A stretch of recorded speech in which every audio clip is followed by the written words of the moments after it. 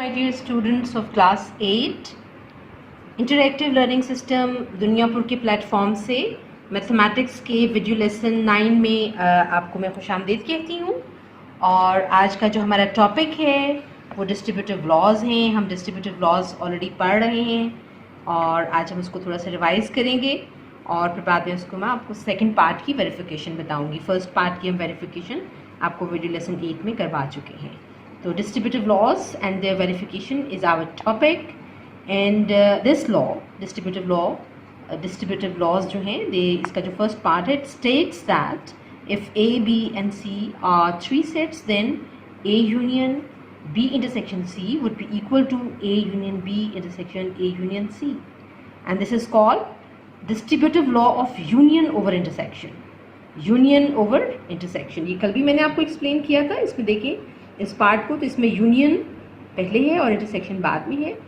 तो union over intersection, this is distributive law of union over intersection. इसमें यहाँ पर भी आप देखें, हम पहले ए यूनियन बी का ए और बी का यूनियन फाइंड आउट करते हैं, फिर ए और सी का यूनियन फाइंड आउट करते हैं, उनका इंटरसेक्शन फिर निकाल लेते हैं। तो इसको मैं आपको कल करवा चुकी हूँ और लास्ट वाले लेसन में आज जो हमारा टॉपिक है, जो आज हम पर्टिकुलरली जिसके ऊपर बात करेंगे वो है distributive law of intersection over union.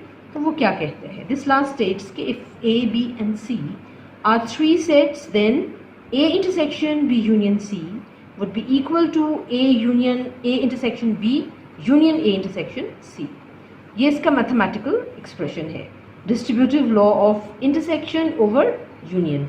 इसमें इंटरसेक्शन पहले आता है और यूनियन बाद में आता है। A intersection B union C would be equal to A intersection B union A intersection C. ठीक है, और ये जो मैंने अंडरलाइन किया है ये आपका जो distributive law over of union over intersection है उसका मैथमेटिकल एक्सप्रेशन है, और ये आपके distributive law of intersection over union का जो है मैथमेटिकल एक्सप्रेशन है। आज हमने ये वाला पार्ट जो है इसकी वेरिफिकेशन सीखनी है। तो हम देखते हैं, इसको मैं एग्जाम्पल के ज़रिए से आपको एक्सप्लेन करूँगी कि how we can verify this law. ठीक है, तो हमारे पास ये तीन सेट्स हैं, बिकॉज जो डिस्ट्रीब्यूटिव लॉज हैं वो तीन सेट्स के साथ डील करते हैं। हमारे पास ए है जिसमें तीन मेंबर्स हैं A B and C, B set है जिसमें फिर तीन मेंबर्स हैं बी डी एंड एफ, और एक और हमारे पास सेट है सी जिसके तीन मेंबर्स हैं A F and C. Now let's verify that A intersection B union C is equal to A intersection B union A intersection C. तो देखिए इसके जो ये हमारा distributive law of intersection over union है, इसके दो पार्ट्स हैं। This is the left hand side part and this is the right hand side part of the law. तो पहले हम इसका लेफ्ट हैंड साइड पार्ट को सॉल्व करेंगे और आंसर निकाल लेंगे। उसके बाद फिर हम इसका राइट हैंड साइड पार्ट जो है उसको सॉल्व करेंगे और आंसर निकालेंगे, और फिर आंसर 1 को आंसर 2 के साथ कंपेयर करके और हम इसको वेरीफाई कर लेंगे। तो लेट्स डू इट। तो पहले हम आपका जो लेफ्ट हैंड साइड है, left hand side of the equation है which is A intersection B union C, उसको हम फाइंड आउट करते हैं। देखिए इसको अब ये जो आपका है इसको हम एक ही लाइन में A B and C set लिख लेंगे। इसके लिए मैं आपको यहाँ पर हम इज इक्वल टू का साइन डालेंगे और पहले हम ए लिखेंगे which is A B and C, and then intersection set B लिखेंगे which is B D and F, and then हम यूनियन सी सेट लिखेंगे which is A F and C. अब आप देखें कि ये जो बी यूनियन सी है ये एन ब्रैकेट है, तो इसका मतलब है ये जो बी एंड सी वाला पार्ट है इसको हम एक और ब्रैकेट में अंदर लिख लेते हैं। ठीक है, and will solve this part first. पहले हम इसको सॉल्व करेंगे और उसका जो रिजल्टेंट सेट आ जाएगा उसका हम इसके साथ इंटरसेक्शन फाइंड आउट करेंगे। इसको हम एज इट इज़ लिख लेते हैं, सेट ए को A B and C, and then intersection, इसका हम यूनियन निकालेंगे। यूनियन का मतलब होता है all members of set B and all members of set C, इन दोनों को हमने इकट्ठा लिख देना है। दैट वुड बी, साथ ही मैं इसको ऑर्डरली कर लूँगी, A B C D and F, F दोनों में कॉमन भी है, A B C D and F. देखिए मैंने बी डी एंड एफ इसके सारे मेंबर्स लिख लिए, A F and C, A F and C ये भी सारे लिख लिए। तो ये आपका रिजल्टेंट सेट है बी यूनियन सी का। अब इन दोनों का हम इंटरसेक्शन फाइंड आउट कर लेते हैं। तो दैट वुड बी, इंटरसेक्शन में क्या होते हैं, common elements of both of these sets. तो देखिए इसमें ए भी कॉमन है, बी भी कॉमन है और सी भी कॉमन है। तो हम यहाँ पर लिख देंगे A B and C, and this is answer number 1। Okay, ये हमने लेफ्ट हैंड साइड जो है इसको हमने सॉल्व किया है और उसका आंसर हमें ये आया है। नाउ लेट्स फाइंड आउट और solve the right hand side of the equation. और राइट हैंड साइड आपका क्या है, राइट हैंड साइड है A intersection B union A intersection C, A intersection B union A intersection C. तो इसमें पहले हम ए इंटरसेक्शन बी निकाल लेते हैं, फिर उसके बाद ए इंटरसेक्शन सी निकाल लेते हैं और फिर उसके बाद इन दोनों का यूनियन फाइंड आउट कर लेते हैं। तो फर्स्ट हम जो है ए इंटरसेक्शन बी निकालते हैं। ए इंटरसेक्शन बी आपका क्या होगा, पहले हम ए लिख लेते हैं, A B and C, this is our set A intersection B, B हमारा है B D and F, B D and F. अब इसका आंसर क्या होगा, इन दोनों का इंटरसेक्शन जो है उसमें बी कॉमन आ रहा है। देखिए ए कॉमन नहीं है दोनों में, बी दोनों में कॉमन है, तो हम यहाँ पर इसका जो आंसर है वो हम लिख लेंगे बी। ठीक है, उसके बाद हम अब अगला now let's find the next part of it, our right hand side which is A intersection C. तो अब हम ए इंटरसेक्शन सी जो है उसको फाइंड आउट करते हैं। A intersection C would be equal to, पहले हम ए लिख लेते हैं which is A B and C, and then intersection हम सी पार्ट लिखते हैं which is A F and सी।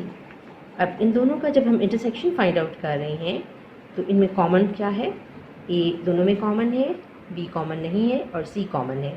तो 2 मेंबर्स आर कॉमन, तो वो हम यहाँ लिख लेते हैं। अब आपके पास ए इंटरसेक्शन बी जो है वो बी आया है और ए इंटरसेक्शन सी जो है वो ए एन सी आया है। अब हम इन दोनों का यूनियन फाइंड आउट कर लेते हैं, क्योंकि हमें जो राइट हैंड साइड जो है उसको सॉल्व करने के लिए हमें ए इंटरसेक्शन बी और ए इंटरसेक्शन सी का यूनियन चाहिए। So A intersection B union A intersection C would be equal to, A intersection B आपका क्या है, ओनली ओनली बी, ये आपका बी है यूनियन, और ये आपका जो है ये आया है ए एन सी। ठीक है, इन दोनों का जो यूनियन होगा that would be A B and C. इन तीनों एलिमेंट्स को आपने ऑर्डरली करके लिख देना है, बी ए सी लिखने की बजाय ए बी सी लिख दें। ठीक है, दिस इज आंसर 2। आपका जो राइट हैंड साइड है ये उसका आंसर है। ठीक है, तो लेफ्ट हैंड साइड को जब हमने यहाँ से इवेल्युएट किया, लेफ्ट हैंड साइड को जब हमने सॉल्व किया था तो उसका हमें ये रिजल्टेंट सेट निकला था, दिस इज आंसर नंबर 1। देखिए 3 मेंबर्स हैं ए बी एन सी, और यहाँ पर फिर हमने जब राइट हैंड साइड को सॉल्व करना शुरू किया तो उसका आंसर भी हमारे पास यही आया है, a set with 3 elements A, B and C. So from answer 1 and answer 2, it is proved that A intersection B union C is equal to A intersection B union A intersection C, क्योंकि ये दोनों जो हैं left hand side and right hand side both are equal to a set which is A B and C with 3 members A B and C. ठीक है, तो ये दोनों हमारे इक्वल आ गए, एंड दस आपका जो डिस्ट्रीब्यूटिव लॉ है, distributive law of intersection over union is verified.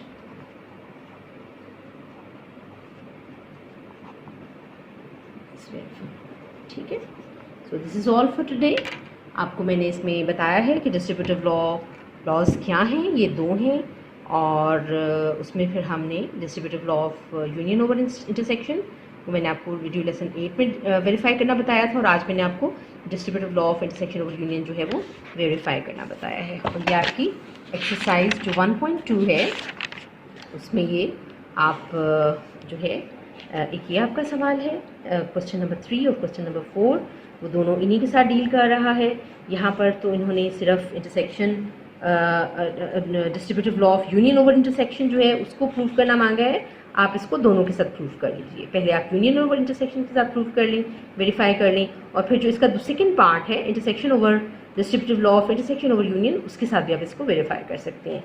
मतलब इसका आप जो सेकंड पार्ट है वो आप ये भी लिख लें कि A intersection B union C would be equal to A intersection B union A intersection C। ठीक है, ये दोनों के साथ आप इसको सॉल्व कर लें। और इसी तरह सेम आपका क्वेश्चन नंबर 4 भी जो है उसमें आपके पास A जो है वो एक सिंगलटन सेट है विद 1 member 0, B जो है आपके पास a set with 2 members 0 and 1, and C is the empty set.